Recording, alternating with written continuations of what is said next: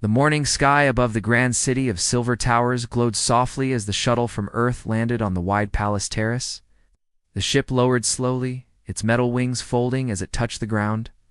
The sound was calm, a low hum that faded into silence. From the ship stepped a young man named Jason Hale.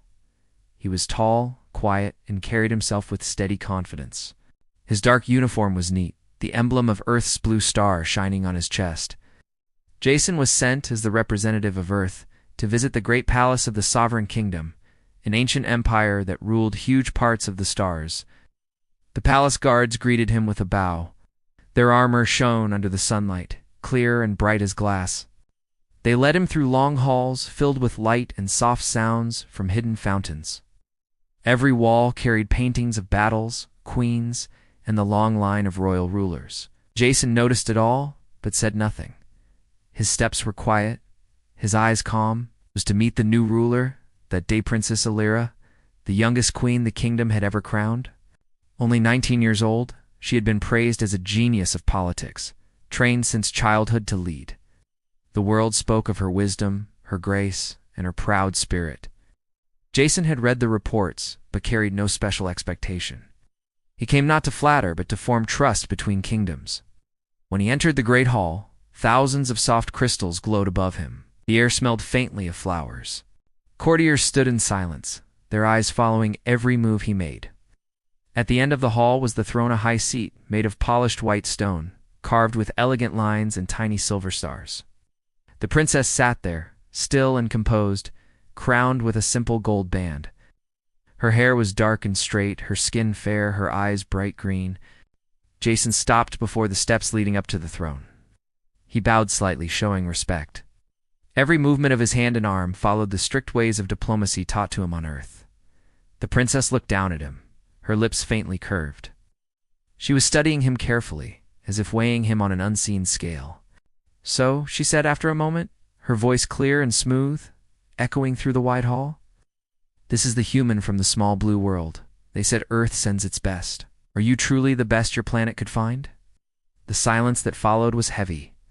The courtiers watched Jason closely, waiting for an answer that would explain whether humans truly belonged among the great powers of the stars. Jason lifted his eyes slowly, looking at the princess. His voice was calm, not proud, not weak. "I am only a messenger, your grace. I bring Earth's greetings and hopes for friendship." She tilted her head a little, the corner of her mouth lifted in a hint of amusement. "Friendship is a word weak nations speak when they have no strength to fight." A quiet laugh spread through the crowd behind her. The faint sound of silk moving filled the air as the nobles leaned toward one another, whispering. Jason did not reply. He simply stood straight. His face remained calm, his eyes steady. The princess looked down once more, as if searching for some reaction, perhaps a sign that she had succeeded in showing her superiority. But Jason gave none. Instead, he bowed again, very slightly, with the same careful motion as before. He turned without a word and began to walk out of the hall. His footsteps echoed softly on the floor, each sound measured and even. The court fell silent. The laughter stopped. All eyes followed him as he crossed the long marble floor, passed through the high door, and disappeared beyond its shining frame. The hall remained still for several heartbeats. The sound of the fountains returned. The princess sat unmoving, her smile fading. For the first time that day, she looked uncertain. One of her advisors stepped forward. "Your Grace," he whispered. The envoy left without an answer. She did not answer. Her bright eyes were still fixed on the door where Jason had gone. She felt, though she would never admit it aloud, the faint sting of shame. The young man's silence had felt heavier than any speech. Outside, the warm morning wind touched Jason's face as he walked across the palace terrace. The sky was wide and full of light. He took in a slow breath, steady and calm. He did not hate the princess. He understood pride. Leaders often wore it like armor. But he also knew that dignity was not something granted by others. It lived quietly within those who valued respect above victory. As his shuttle lifted from the terrace, he looked once through the window at the endless silver city behind him. Then he turned his gaze toward the stars and the far-off blue world he called home. The engines glowed, shining gently against the morning sun. The ship rose higher until it disappeared in the sky. leaving behind silence and a lesson the young princess would not soon forget. The great hall of the palace felt colder after Jason Hale left. The courtiers whispered behind their hands, guessing what had just happened. The young princess sat on her high seat with an unreadable face. The light from the tall windows fell across the floor, and everything seemed silent and still. The laughter that had filled the room moments ago had vanished like smoke in the air. Princess Alira tried to steady her breath. She had expected the human envoy to argue back, to beg for understanding, or to defend his planet's name. Instead, he had done nothing of that. He had simply walked away with calm eyes and quiet strength. For someone raised since birth to command others, that silence felt strange. It was not weakness. It was control. And for the first time that morning, the young ruler felt unsure about her own actions. When the court ended, she stood slowly. The nobles bowed as she passed, her gown sliding like water over the polished floor. In her private chambers, she pulled the gold crown from her head and placed it on the table. She stared at her reflection in the mirror. The young face that stared back looked proud, but also troubled. Why did it bother her so much? It was only a human, she told herself, one diplomat among hundreds. Yet something about the way he had chosen silence over argument tore at her thoughts. At that same time, Jason had reached the outer gardens of the palace. The air outside was filled with the sweet scent of glowing flowers and the low hum of the fountains that lined the path. He walked slowly past the plants, their petals shining softly under the evening light. His thoughts were calm. He had no anger, no regret. He had seen pride like that many times before. Every step felt lighter than the last. He knew that his silence had said more than any long speech could have. He wanted peace between worlds, not a war of words. He believed that real strength was quiet, patient, even gentle when needed. The guards at the garden gate saluted him as he passed. They looked at him with uncertain eyes. Maybe they felt something change too. Back in the palace, the princess could not rest. The words of her council came to her like echoes. They had praised her sharp mind and strong voice for years, and she had learned to rule through command. But that calm human had shown another way, a kind of quiet rule that did not demand obedience, but earned it. She sat near the large window that looked out to the distant horizon. The stars were beginning to appear, tiny points of light. She remembered how the human envoy had looked at her not with fear, not with anger, but with something that felt like pity. The idea burned in her pride, yet it also made her curious. The next day, she asked her chief counselor, an older man named Darren, to bring her the report on Earth. He placed a small tablet before her and waited. As she read through the notes, her frown softened. The humans had come far in a short time. Their world was not large, but their people were strong in heart and will. They had survived wars, rebuilt their cities, and dared to travel among the stars on their own. "They are new to the council," she said slowly. "Yes, Your Grace," said Darren. "But their courage is real. They may be young among the nations of the stars, but they have earned their place." She closed the tablet gently. For a moment, she thought about summoning Jason back, but then she stopped herself. Pride held her still. Yet deep within, a strange feeling began to grow, a speck mixed with guilt. Meanwhile, Jason had reached the port. Workers loaded the last cargo crates onto his shuttle. He stood outside, watching the light shimmer along the horizon. He thought of the princess's eyes sharp, yet uncertain, and wondered if she understood why he left in silence. He had no anger toward her. In truth, he pitied her youth. She had been born into power, surrounded by voices that always agreed with her. She had not yet learned that true leadership was not shown in control, but in understanding. As he stood there, a messenger arrived from the palace. The man handed him a sealed note. Jason opened it carefully. The message was short. It was not written by the princess herself, but by one of her assistants. He smiled faintly, knowing the words were chosen with care. It was not an apology, but it was close enough. He looked at the stars above and whispered to himself, "Maybe there is hope after all."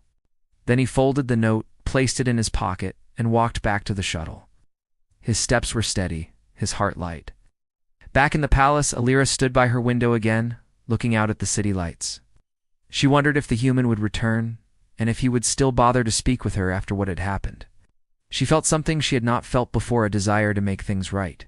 The night grew quiet, and somewhere high above, The faint glow of Jason's ship crossed the sky, a single streak of light among the stars, moving toward the unknown but carrying the promise of understanding between two very different hearts. The sun rose slowly over the shining city, spreading gold light across the towers and domes of the palace. The new day should have felt peaceful, but Princess Alira could not rest. The memory of the quiet human still followed her like a shadow. His calm eyes haunted her thoughts and filled her heart with a strange guilt that she could not explain. Servants moved quietly through her chambers, bringing food and scrolls, yet she hardly noticed them. She stood near the window and looked at the distant sky. Somewhere out there, the envoy from Earth was waiting for a reply. She had sent an invitation for a dinner of peace and new discussion, but he had not yet answered. Her pride told her that his silence meant nothing. He was only one man representing a small world, yet deep inside another voice argued, telling her that he was something more, a mirror, reflecting what true respect looked like. Ow. Down in the city's lower levels, Jason Hale walked along the docks with slow steps. He had stayed longer than he planned. The palace guards had asked him politely to wait for the dinner invitation to be confirmed. He agreed, though his mind wondered if that meeting would truly mean anything. He looked around the bright port filled with workers, traders, and travelers from many lands. He admired how every person moved with purpose, but among them he still felt different. He carried the quiet confidence of someone who belonged nowhere yet could speak with anyone. Later that day, a young palace messenger found him near the market square.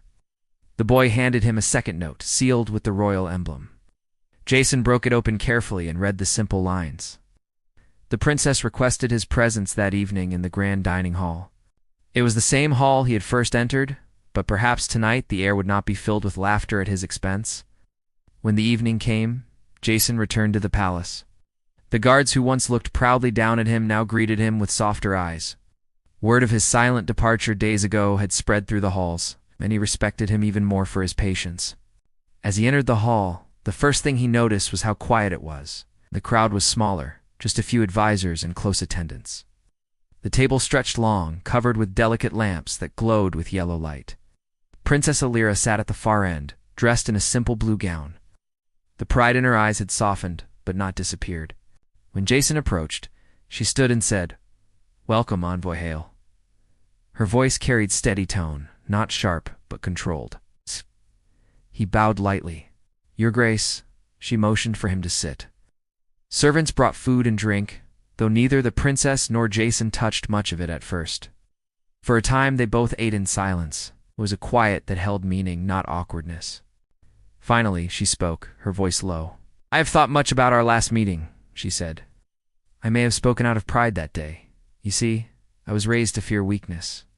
I believed silence was a sign of surrender. I may have been wrong." Jason looked at her. "Silence is not surrender," he said softly. "Sometimes it is respect. Sometimes it is strength when words would only make harm." Her green eyes found his again. "And do you think I am weak because I spoke foolishly?" He smiled faintly. "No, Your Grace, I think you are young. Youth does not mean weakness. It means there is time to learn." The chamber grew very still after that. Even the servants seemed to pause to hear his calm voice. For the first time, the princess lowered her gaze. "Then teach me," she said, almost in a whisper. "Teach me what your people mean when they speak of dignity." Jason shook his head gently. "That is not something to teach," he replied. "It is something you see in the smallest acts. It lives in how people treat those who have less than them. Dignity is how you stand when no one is watching." The princess leaned back, thinking deeply. His simple words reached her in a way long books of royal lessons never had. She saw now that power meant nothing without kindness. When the dinner ended, she stood and walked with him through the gardens lit by small silver lamps. The night air carried the scent of the flowers. Her steps were slower, more thoughtful. "I hope you will return to my court again," she said at last. Jason looked toward the stars, then back at her. "I will, if friendship grows from honesty, not pride." She nodded, her eyes bright in the lamplight. "And honesty it shall be." They stood together quietly for a moment. Above them, the stars shimmered like distant fires. For the first time since he had arrived, Jason felt peace instead of distance. The proud princess had changed. Perhaps little by little, the world would change with her. When they parted, she watched him go, her thoughts heavy but full of promise. She no longer saw him as just a man from a smaller world. She saw him as a reminder that wisdom could live anywhere on a throne or in a quiet heart. Jason's small ship waited at the edge of the landing field. As he stepped aboard, he looked back once toward the high towers of the palace. A faint light still glowed in the window of the hall, where the young ruler remained awake, thinking. He smiled quietly to himself. Change began with understanding, and understanding had begun tonight. The engines of his ship came to life, glowing softly as the vessel rose into the night sky, leaving behind not silence but the beginning of respect that would shape both their worlds for years to come. The next morning broke with a clear sky. Light shone over the marble towers, casting long shadows across the courtyards of the palace. Inside, Princess Alira stood early by the window again. She had barely slept after the dinner the night before.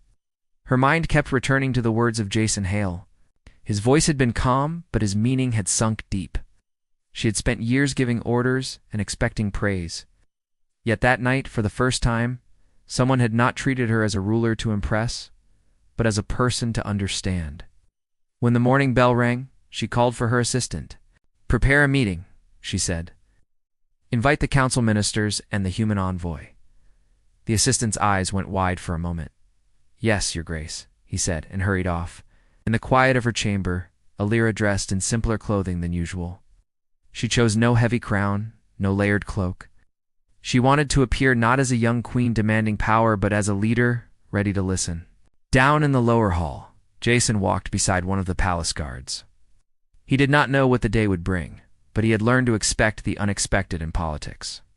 He carried with him the same calm expression that had earned him respect among the servants.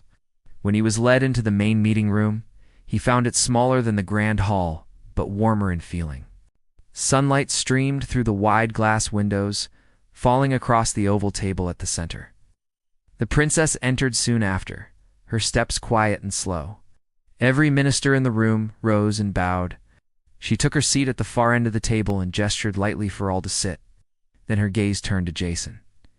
"Envoy Hale," she said, "today we begin again." Jason nodded. "A good beginning is built on truth," he replied. One of the older ministers cleared his throat nervously. "Your Grace, surely this man's silence and calm have fascinated you too much. Remember, the words of diplomacy are made of strength." She turned to him with a patient look. "Perhaps you mistake loudness for strength," she said softly. "Sometimes the quietest word carries the furthest." The minister lowered his head. The room fell still once more. Jason listened carefully but said nothing at first. When she looked at him again, he spoke in the same even tone. "Your Grace, Earth came to your world not with weapons or demands.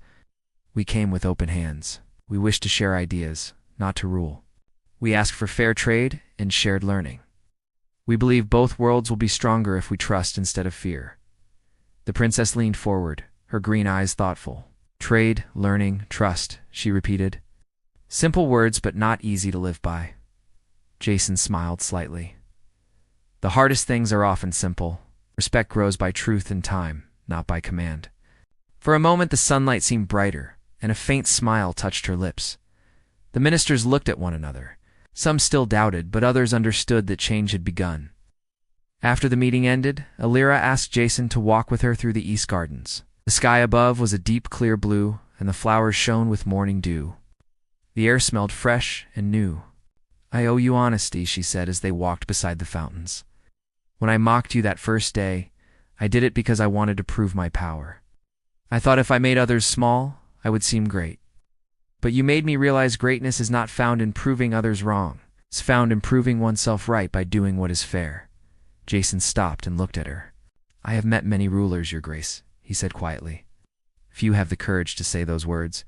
She met his gaze with a shy smile. "Perhaps your silence taught me more than any book could." They reached the edge of the garden where tall trees rose like pillars against the blue sky. She looked up at them, her voice softer now. "Do you think your people will forgive my pride?" "Forgiveness is easy when there is understanding," Jason said. "People respect those who can admit their mistakes." She thought about that, then nodded slowly, "and I will work to earn it." As they walked back toward the palace, the soft hum of music drifted from far-off courtyards. The world seemed gentler somehow, as if the palace itself breathed easier. For the first time in her reign, Princess Alira did not feel alone. Later that evening, Jason prepared to send news back to Earth. He recorded a message for the council. In it, he spoke briefly about the progress he had made with the young ruler. "The princess is learning what it means to lead with heart, not pride," his voice said as the recorder light blinked softly. "There is hope here, real and human." When the message ended, he walked once more to the window of his guest room. Beyond the city, the orange light of sunset touched the horizon. Somewhere in that quiet glow, he thought, lay the beginning of friendship between worlds that had never truly known each other before. In another part of the palace, Alira sat by a candle, reading a book on Earth's history. The stories of courage, loss, and rebuilding moved her deeply. She closed the book slowly and whispered to herself, "If a world can rise from its own ruin, then perhaps any world can change." Outside, night settled gently over the city. Stars filled the sky like countless sparks. Somewhere among them, Earth waited, shining faintly blue in the endless dark.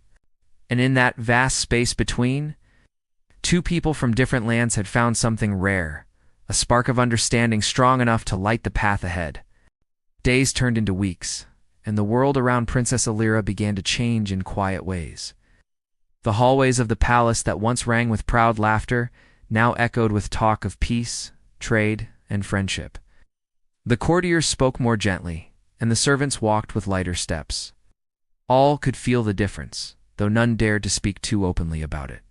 It was as if the young ruler's heart had softened, and through her, the whole palace had learned to breathe again. Jason Hale still stayed in the royal city. His time there was meant to be brief, only to establish communication and report back to Earth. Yet as days passed, his mission became something deeper. It was no longer just an envoy from one world to another. He had become a quiet teacher, not through lessons or long speeches, but through the calm way he lived and the respect he showed to all. Every morning, he met with the Queen and her council to discuss plans for cooperation. They spoke of shared learning, opening trade routes, and offering training to young diplomats from both sides. Jason would listen more than he talked, only adding his words when they mattered most. The ministers had learned to pause when he raised his hand, knowing that what he would say was never loud but always important. Princess Alira, still only 19, began to see the true shape of leadership. She realized that being a ruler was not only about giving orders but also about giving understanding. Jason's calmness had become the example she followed. For once she commanded with pride, now she spoke with quiet strength. Her people noticed, and for the first time, their loyalty rose not out of fear, but from trust. One afternoon, a small trade ship from Earth landed at the city port. It carried gifts from Jason's home, a set of books, a crystal globe of Earth's oceans, and a collection of seeds from plants that grew only under the blue light of his planet's sun. The princess visited the port herself to welcome the ship. The workers and guards were surprised to see her walk among them without guards standing too close. She spoke to the captain herself, thanked him, and asked to learn about his world. The captain looked at Jason, who smiled proudly. He could see how far she had come. That evening, a festival was held in the city to celebrate the first trade between their worlds. The palace square was filled with light and color. Musicians played cheerful songs, and people gathered in great numbers. Jason walked among them quietly, dressed simply. Many nodded to him. Some even called him the Silent Envoy, a name that began as a whisper, but now carried respect. From the balcony above, Alira watched the crowd. The joy she saw filled her heart with pride, but not the same kind that once ruled it. It was a gentle pride, the kind that came from knowing she had done something right. She turned to Jason, who stood beside her. "This peace matters more than gold," she said softly. He nodded. "Peace always does. It lasts longer than any crown." She looked at him thoughtfully. "You speak as if you would rather have peace than power." He smiled faintly. "Power fades. Peace grows." For a long moment, they stood in silence, watching the lanterns rise into the sky. Each light drifted upward like a tiny promise among the stars.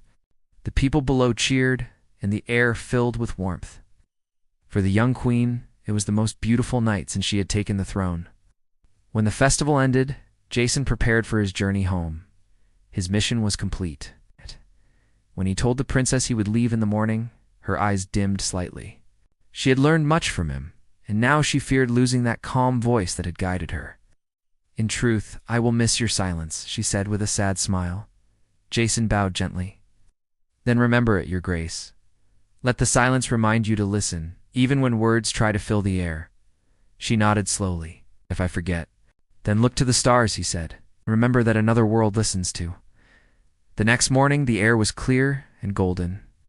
The palace guards stood in perfect lines as the shuttle lifted from the terrace. The engines hummed softly, glowing as it rose higher and higher. Lyra stood on the balcony, watching it climb toward the sky. Her heart felt heavy, but it was not sorrow. It was the weight of gratitude. Jason looked down through his window one last time. The city shone like silver beneath him. He thought of the young ruler he had met, proud, sharp, and uncertain, the wiser one she had become. He felt peace, knowing his silence had helped shape that change. As his ship left the planet's atmosphere, the stars opened before him once more. He recorded a short message back to Earth.